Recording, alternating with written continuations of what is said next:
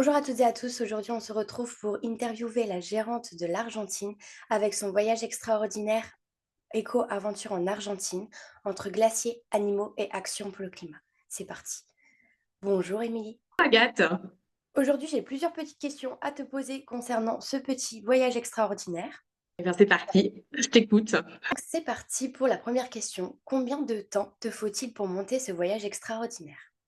Ça a pris plusieurs mois entre la recherche des meilleurs itinéraires, la sélection des partenaires locaux et puis les voyages de reconnaissance sur place.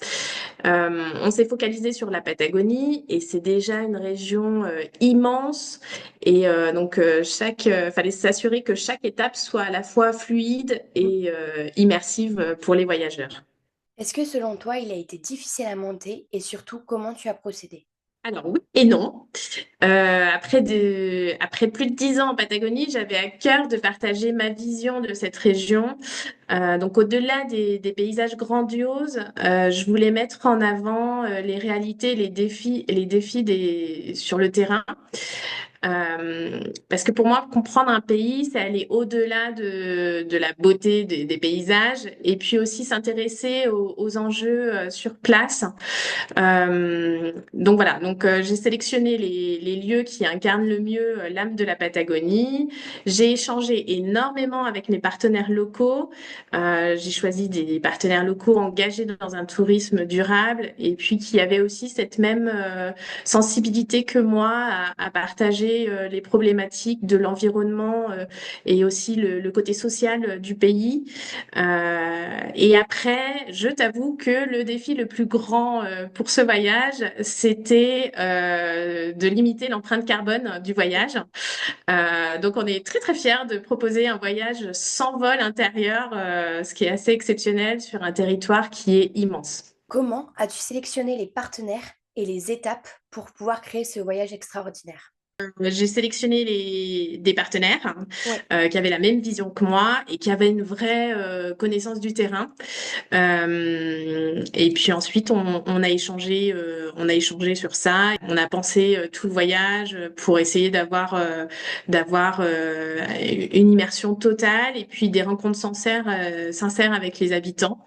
Donc c'était un travail de groupe, que ce soit au bureau de Terra Argentina, mais aussi un peu dans dans toute l'Argentine. Est-ce que par hasard tu es parti en reco? Si oui, combien de temps? Et est-ce que tu as une anecdote marquante à nous raconter? Bien sûr, je suis partie en voyage de reconnaissance. En fait, ça s'est fait en plusieurs fois, donc sur plusieurs semaines. Et puis après, une anecdote marquante, quelque chose de simple, doux. C'était à Bahia Bustamante, donc c'est en face de l'océan Atlantique, en pleine steppe. On était au moment du coucher du soleil et il y a eu un petit manchot qui s'est approché. Et c'était un peu, voilà, on aurait dit qu'il voulait partager ce moment avec moi. Selon toi, qu'est-ce qui rend ce voyage unique par rapport aux autres que vous proposez dans l'agence? C'est une immersion totale dans une région qui est encore préservée, avec D'accord. des paysages à couper le souffle, ça c'est sûr. On fait plus la promotion des paysages de Patagonie. Donc évidemment, on a les glaciers, les fjords, les montagnes, la steppe à l'infini. Mais c'est surtout un voyage qui a du sens, hein. On a mis en avant des acteurs locaux engagés et puis on offre des expériences qui sortent du commun et qui mettent un peu en défi le voyageur. C'est un voyage qu'on a fait avec notre cœur et qu'on a fait avec des guides qu'on connaît depuis très très longtemps. Et on voulait vraiment faire un vrai voyage comme on le veut, nous. On a mis beaucoup de cœur dans la construction de ce voyage et on espère que ça va se ressentir. Peux-tu nous décrire ton moment préféré lors de ce voyage?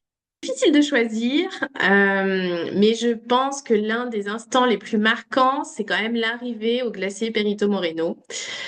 C'est un mur de glace colossal qui gronde et craque devant nous. On ressent toute la puissance de cette nature. On prend pleinement conscience que notre planète est vivante et toujours en mouvement. Et au-delà de sa beauté brute du glacier, c'est un peu voilà un message qui nous adresse et qui nous rappelle à l'ordre de le préserver. Et puis voilà, donc je pense que ça reste un moment unique d'être devant le glacier Perito Moreno.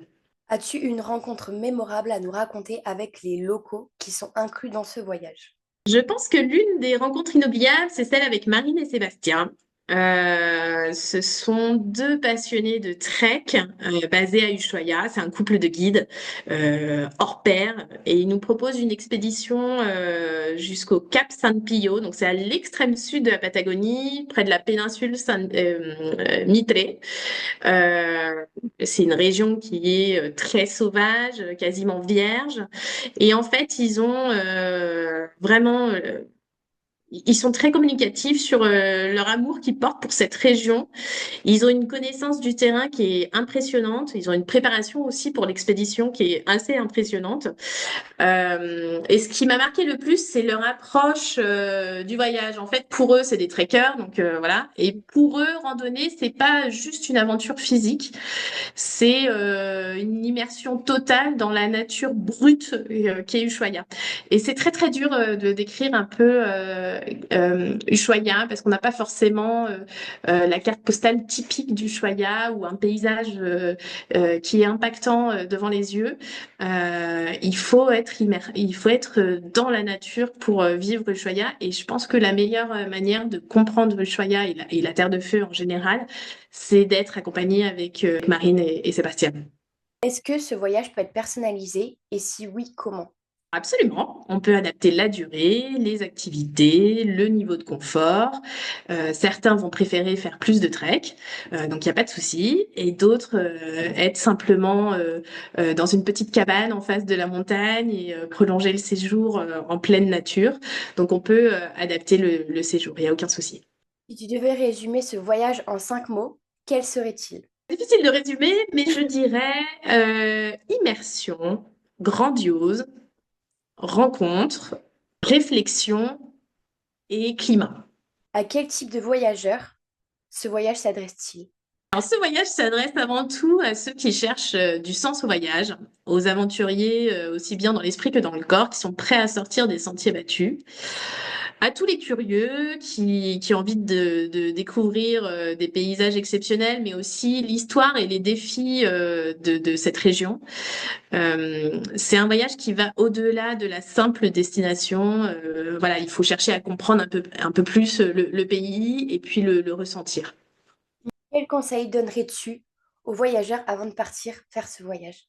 Être prêt à se déconnecter, venir avec l'esprit ouvert.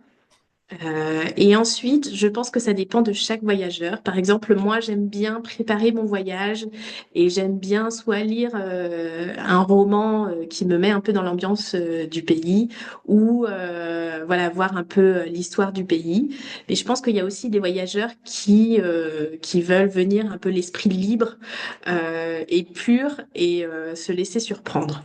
Donc, avec plaisir, je peux conseiller des romans sur la Patagonie, mais pour ceux qui ne, justement, veulent venir sans, voilà, sans rien, voilà, je comprends tout à fait. On sait que c'est un voyage qui est très long et donc assez coûteux. Qu'est-ce que tu pourrais dire aux personnes pour les encourager à réserver sans hésiter? Je pense que c'est un investissement. C'est un investissement dans les souvenirs inoubliables. La Patagonie, c'est une terre qui marque, qui remet les choses en perspective, qui nous rappelle la puissance de la nature. Donc c'est vraiment un voyage qui, je pense, va laisser une empreinte profonde en chaque voyageur. Donc c'est tout bon pour moi. Je te remercie, Émilie, pour tes réponses. Est-ce que par hasard, tu as quelque chose à rajouter? On serait avec plaisir de vous recevoir en Patagonie et de vous présenter cette belle région comme nous on la voit. Et, bienvenidos a todos los que quieren. Merci beaucoup, Émilie, et je te dis à bientôt. Au revoir.